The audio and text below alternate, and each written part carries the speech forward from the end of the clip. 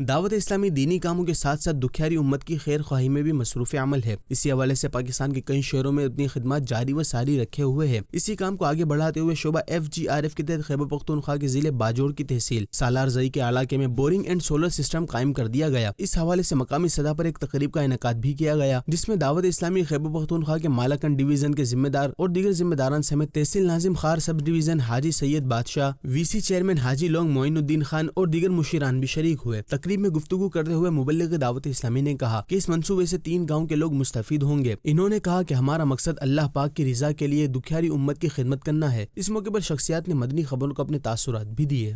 آج ہم نے ترقیاتی کام کا یہ پروگرام دیکھا، بہت زیادہ خوشی ہوئی کہ اتنے ممالک میں یہ اس قوم کے لیے اتنے خدمات سر انجام دے رہے ہیں۔ دعوت اسلامی کے شعبے FGRF کے مشکور ہیں جنہوں نے ہمارے ساتھ تعاون کیا۔ اللہ تعالیٰ دعوت اسلامی کو دن دگنی رات چگنی ترقیاں نصیب فرمائے۔